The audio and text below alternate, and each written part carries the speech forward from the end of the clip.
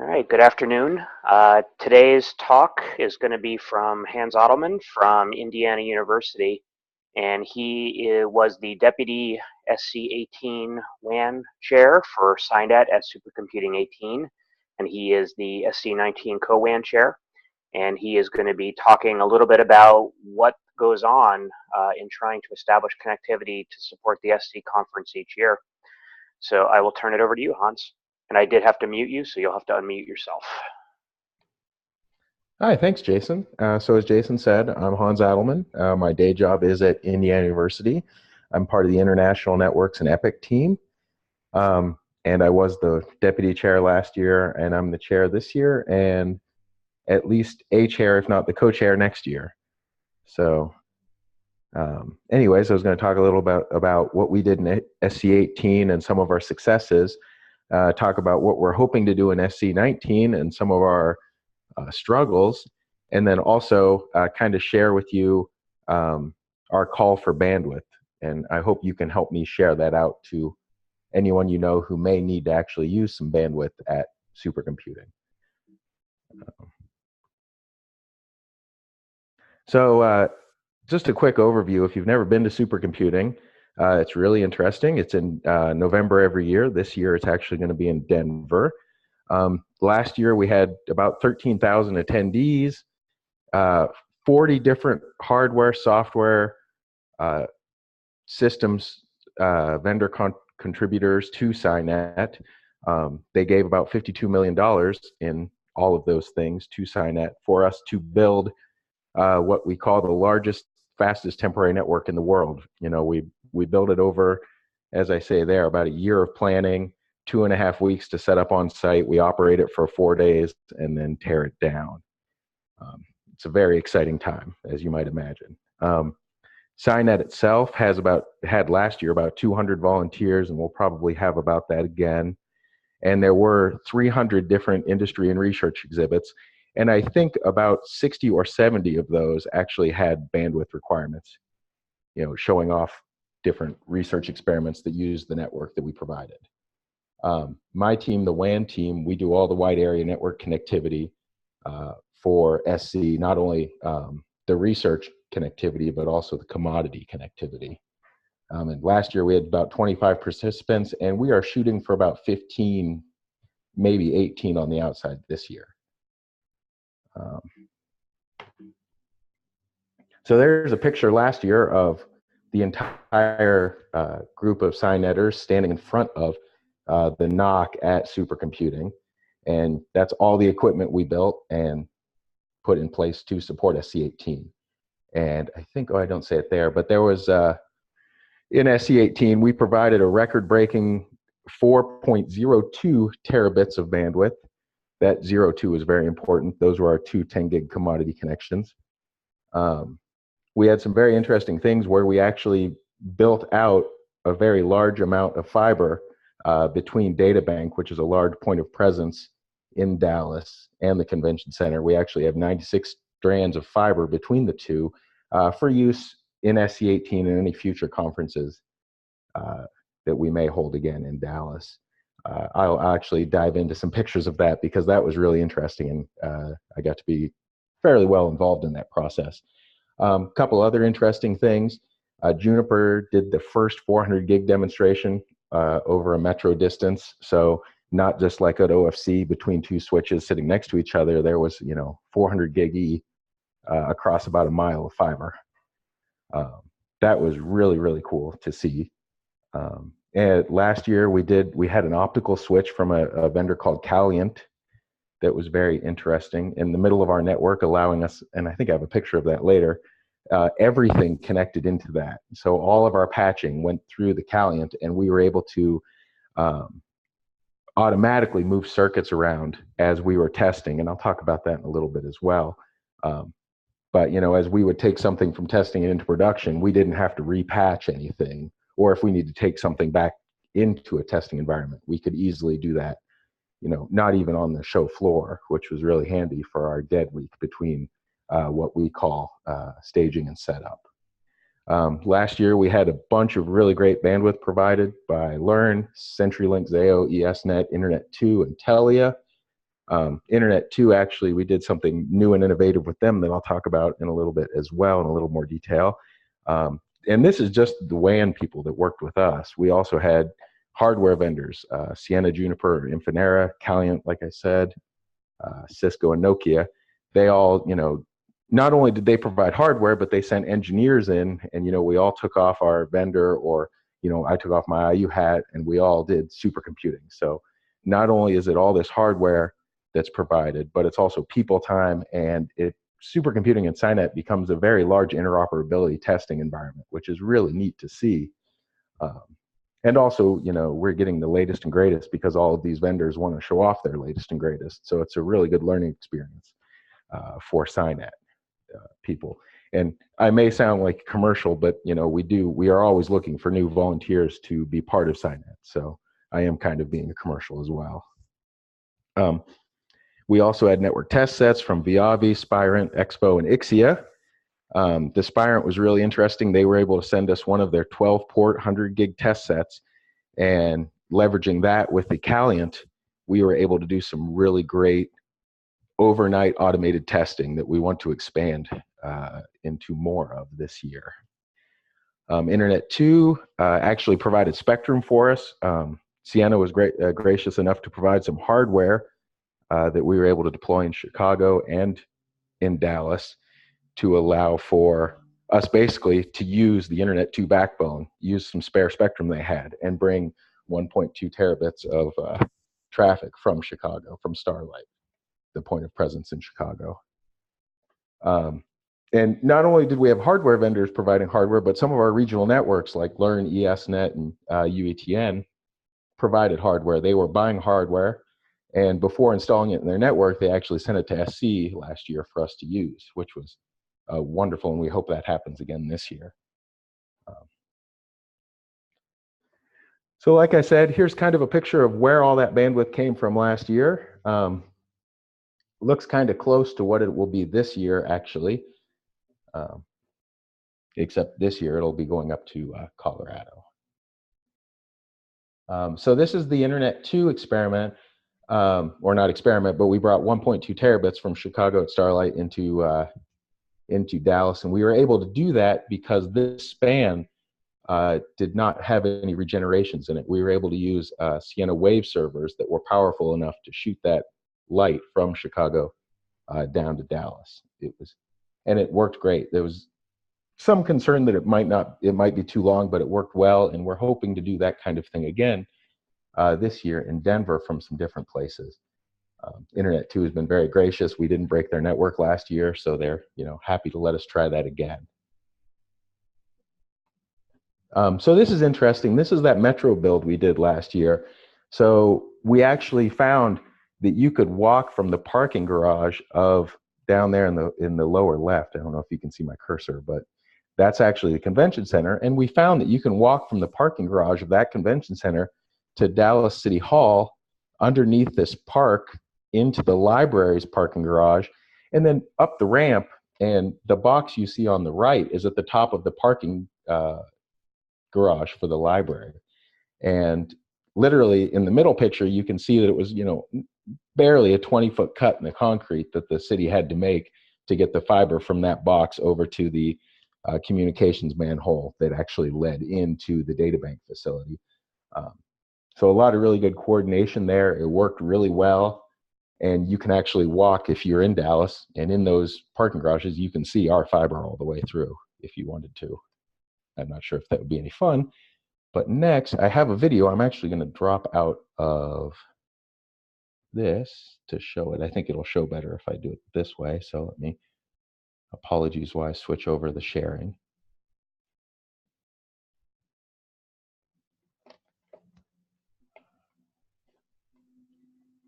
And you may or not be able to hear this. Unfortunately, when I share, it doesn't share the audio. So basically, it's fairly well annotated. That 1.2 number was a number that not exactly right. We didn't get that last 100 gig in, or we may have counted wrong. But the official number for last year was 4.02 terabits. So I hope everyone can see this. We'll see how it does.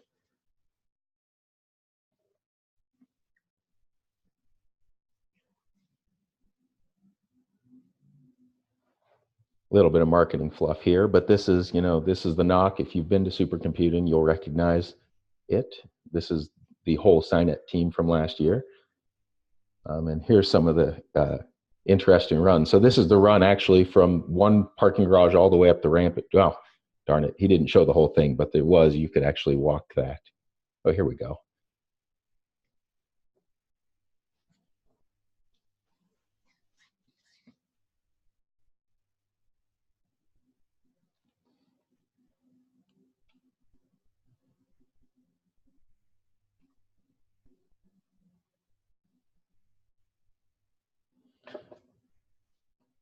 Okay, I'm going to go back to my presentation here. Stand by one second. I hope that was at least slightly interesting. I think it is. It was, we put a lot of hard work into that. So, whoops.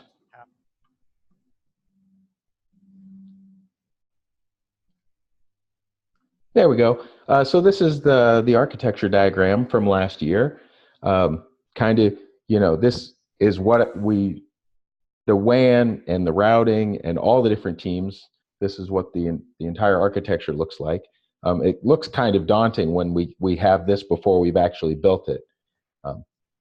It actually is not this complicated, fairly simple to build, just takes time and people. But WAN, my team is concerned with everything north, basically. On the north side of the Caliant box there, right above the two core routers. So, and as you can see, the Caliant, everything, that's like I said, it's a layer 0 photonic switch. That's what everything plugged into this year or last year. And this year, we're actually looking at putting 2 of those in our network, a north-facing and a south-facing optical switch to give us more flexibility and automation. So anyways, the WAN team, everything north of that Caliant, and then all of the little boxes down at the bottom are distributed NOCs or booths where we actually use DCI or Metro gear, whatever you want to call it, to go out from our NOC over aerial fiber to a miniature NOC to help better distribute the bandwidth out to the show floor.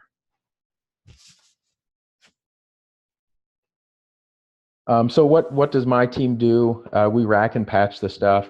When we're actually at SC, we work hand in hand with all of our bandwidth providers and far-end networks to deliver, the best bandwidth we can. And this gets kind of complicated, right? Because, we have, I think, almost 40 circuits again this year, distinct circuits that, land somewhere out in the world on a regional network, a campus network, an exchange point like Transpac or ManLAN or the Washington Internet Exchange. And we have to work with all of our regional partners there or our exchange partners or, that endpoint, and they may take that bandwidth deep into their network somewhere. So we try to make sure that we can get an error-free, and we shoot for 24 hours test all the way as deep into the far network as we can, and then all the way back into the show floor to that DNOC or to that booth. And that way we can actually say to the booth person that needed the 800 gigabits per second or whatever that, hey, it's clean, we know it's clean, and hand it over. And that doesn't sound like a lot sometimes, but then working with the providers in the middle and the regionals, it can be days on days of Slack or phone communication as we try to find some small errors in the network or whatever, cleaning fiber here and there, just to make sure that we have 100% loss-free network at Supercomputing.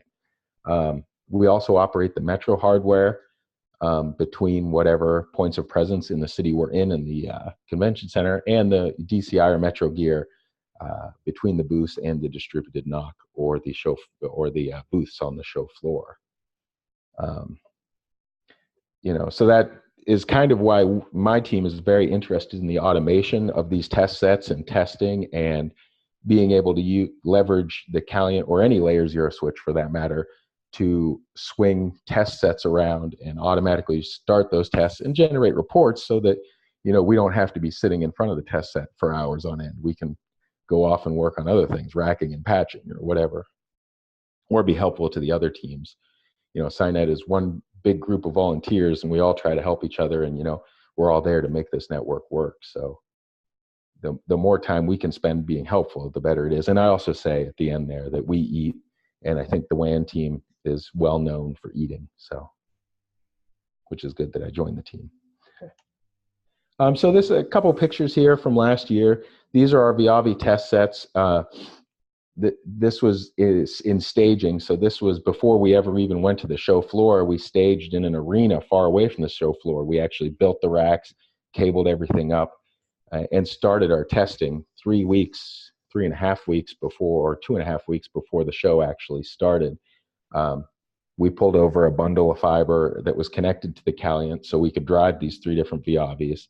And then we also had, you can kind of see on the laptop there, we had the Spirent test set going as well. So at that time, I believe we had 18, the capability to test 18 different distinct 100 gig circuits at a time, which really helped. And so here's a picture of our testing rack. So you can see, and this is where the Caliant, the just massive amount of fiber. And, you know, there is a lot more patching that you have to do and a lot more fiber. It doubles the amount of fiber. But once you plug one of these things in, you know, you get it all cleaned up. There's no unplugging it, moving around to different test sets and re-cleaning. It's just plugged in and it's all automated from there. So you can see underneath the Spirent and the Ixia that were mounted there. And that 12-port 100 gig card in the Spirent was actually very helpful this year or last year. And I hope it'll be helpful this year too as well. This is the WAN rack that we built. We have a bunch of Sienna Wave servers there at Infinera devices. So this brought in all the metro connectivity or connectivity from the long haul.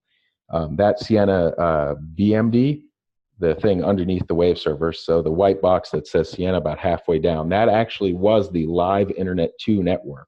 They were very trusting of us this last year. They actually allowed us to pull their network into the convention center and break off the 12 circuits we needed from Chicago. So, and then this is kind of a picture of what we had done last year. This is the NOC itself and the stage. So for SC19, some of our challenges this year, you know, last year it was really nice. We had data bank, the 1 point of presence. This year we actually have 3. They're all within a couple blocks of each other, but that means a lot more metro equipment, a lot more fiber coming into the building. It's just going to be a little more difficult to manage. Like I said, we don't actually have a fiber build out at the convention center this year. And unfortunately, inside the convention center, there is a very small amount of fiber available. When we actually ran the metro fiber last year, we ran through the convention center and left different places there. We added to their fiber capacity, whereas this year we have, I think there's just a few strands between a couple of the different demarcs. And the demarc points where the fiber does come into the convention center is at 2 very diverse entry points. They're on opposite ends of the convention center. 2 of our network providers, as you may know, are in the middle of major network upgrades. Internet 2 and ESNet both are in their next version of their networks. And from what I understand, may be in the middle of building them when SC is going on this year. So we're working very closely with them. Excuse me. So, and then also, we're trying to leverage more and more of our R&E partners for bandwidth this year. We're working with the Front Range Gigapop people. Internet 2 hopefully will be giving us access to their spectrum from more places than just Chicago this year. And that's in, I'm trying to figure out how I want to say this. You know, having reliance on the research and education partners versus, you know, commercial vendors gives us a little more flexibility in what we do in the coming years.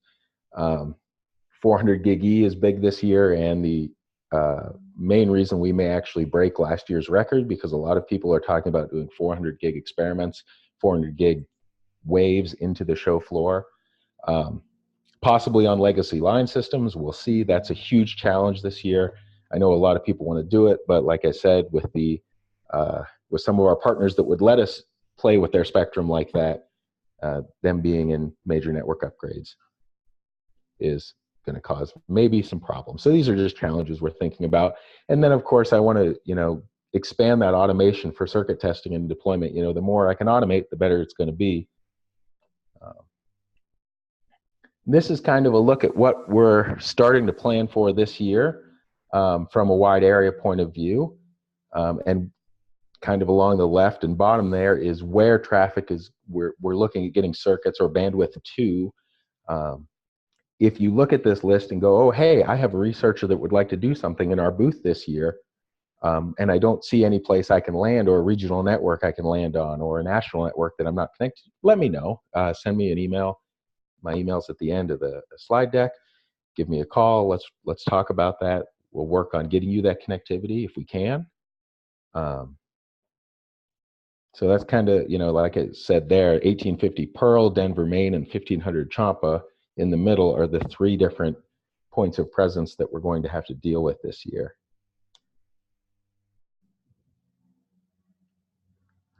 And so, you know, I was thinking about this, and some of my other challenges are actually, you know, social and political challenges. You know, I'm a network engineer. You know, I'm not a CTO of a major corporation or a major regional network. So, you know, going out to these huge companies and saying, hey, you know, we're SC, we're SCinet, this is what we do, this is why we do it, give us, you know, quote unquote free stuff, right? That's hard. To convince, you know, new hardware vendors. Some of the, you know, old guard are there and they understand why we do this and they're happy to be a part of it. But looking for new vendors, bringing in fresh faces, maybe new technologies that we've not played for or played with before is hard. And that's something we struggle with. And we actually have a whole team, contributor relations team, that actually deals with this and tries to make this easier for us. And then, you know, these vendors, especially the smaller ones, they might have a limited marketing budget or small demo pools. They might have something really cool that we want to play with, but they may not have, it might, you know, they may only have 5 or 6 of them and they may all be deployed. And then, you know, SCinet is, like I said, an all-volunteer organization. Convincing 200 people's managers and directors and associate vice presidents that they should take 4 weeks of their time, plus a bunch of phone calls, and go away and not do their day job is very hard. And so, you know, there's a lot of talks like this and others, you know, going out there saying, hey, this is why we do this, just kind of almost exactly like we do with the vendors. But, you know, I think it's a great thing. If you do want to volunteer for SCinet, let me know. I can get you in touch with the right people. And I can give you a rundown on why I think it's important. So I did want to mention that the call for bandwidth is out. The network research experiment proposals, they are looking for proposals now. They are looking for submissions. If you need bandwidth, if you have a research experiment that you want to do on the show floor, hit up those links. If you know people that might want to, help spread the word, please, for me. And then I wanted to say, you know, we need to engage with researchers. This is kind of what I do in my day job too, so it reaches out into this.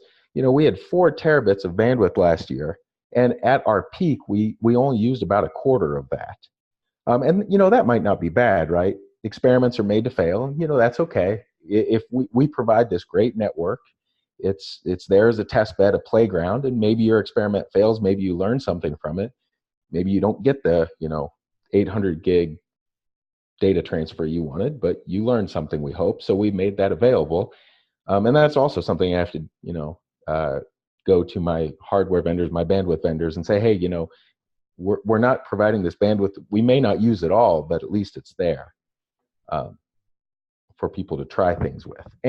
But that being said, this year I want to actually use that bandwidth. I want to engage with researchers so I could use help there too. If you know someone, like I said in the last slide, that wants to use this bandwidth, let's work with them. Let's actually engage through the NRE process, and I'm happy to be there as well to help us actually, quote unquote, blow the doors off the network, you know, use it for something. Last year, we did have a 400 millisecond transfer done by the Japanese, an experiment done by them that hit a sustained 85 gigabit a second over a 400 millisecond path. And that was very impressive. And I think they're going to try that again this year and try to get above 100 gigabits. I'm not sure how they're hoping to do that, but we'll see. I assume parallel streams of some kind. So I've mentioned a few times volunteering. DevOps team really needs Python programmers. Our DevOps guys run all the servers and hardware that support our gear. They run our database for us. They're basically the glue of all of, DevOps is important and we need them. And so they need Python programs right now. So if you know anyone that's a Python programmer, please get in touch with me. The wireless team is looking for some wireless experts as well. And then contributor relations. That team also is looking for people. And if one of those three teams, if you want to volunteer and one of those teams doesn't make sense for you, still hit me up. Hit up Jim Stewart, the SCinet chair this year. He's over at UETN. He'd be happy to talk to you and see where you might fit on the SCinet team. And there's my email and the website. So I guess, are there any questions? Well, thank you, Hans, for that quick overview. Anybody who does have a question, type it into the chat room or shout it out if you're comfortable that you're not in a loud area and you're going to overwhelm us with sound. I jotted down a couple to sort of get us started. What's the most fulfilling thing you worked on last year? Oh man, that's hard. I think the 400 gig was pretty impressive. I don't know if he likes me saying this or not, but it was really fun for me to watch JJ Jameson, who is the CTO, a CTO at Juniper. He was at the databank point of presence on the floor, troubleshooting one of his boxes. And, I know he loves that, right? Because it gets him back to being an engineer, but I think that was probably the most gratifying thing.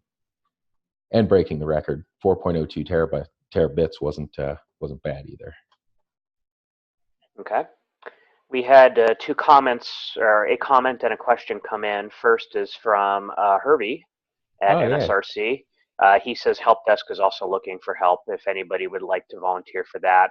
Herbie at nsrc.org.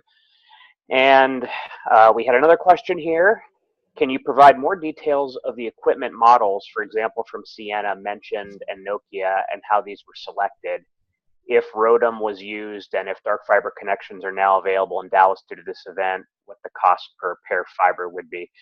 As y'all, I can answer the second part offline, but Hans, why don't you take the first part? So the equipment models, the Sienna stuff, there were no ROADMs involved. Actually, that was a really great part of the Chicago to Dallas run. That 1.2 terabits, we were able to use wave servers. They were basically shooting that whole distance, so we didn't have to put out ROADMs for every one of those channels. So that would have been, I think there's 6 spans, and you'd need, 1 or 2.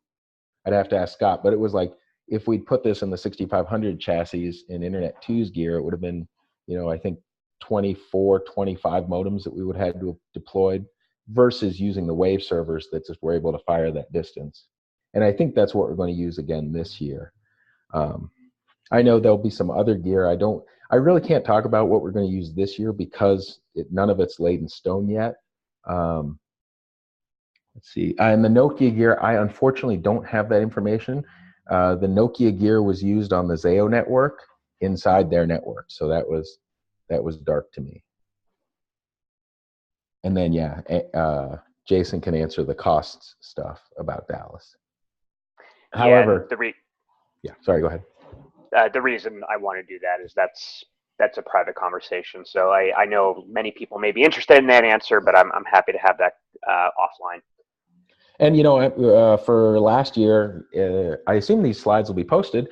You can take a look at that architecture diagram. I think that's also posted on the SCinet public website. That architecture diagram does show all of the equipment we used and their models and makes. So. And like I said, if you have any more specific questions about the stuff we used, please feel free to reach out to me directly. Okay, so we'll wait for a couple more questions to come in. I have a couple more here that I've jotted down. So we talked about what the most fulfilling thing. What was the biggest challenge that you've had to deal with? The biggest challenge, it's going to sound a little corny, but leadership, right? So last year was my first foray into leadership. I've been a network engineer at IU for quite some time, and I was very happy in that. So breaking outside of my box and becoming the deputy chair last year leading a team of 35 people is challenging, to say the least.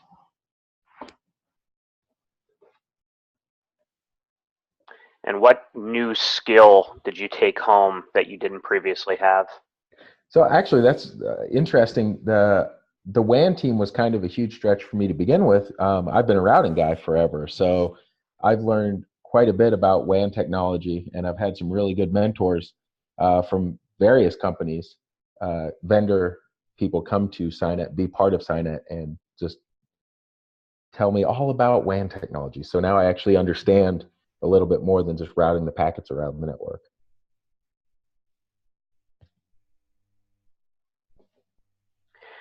All right, so we don't have any additional ones yet, so I'll go down my list one more time here. What technology feature do you really want to see implemented either in 19 or beyond? What are you and your team most looking forward to really test driving or trying to implement? I think we're building some in-house automation on our team, and I know SCinet as a whole is working towards automating more and more, as everyone is. But just being able to automate our complete testing from beginning to end, the 40 or 50 or 30 or how many circuits we'll have, so we can concentrate on bigger and better things while those circuits are kind of testing themselves. Man, 400 gig, that's cool too.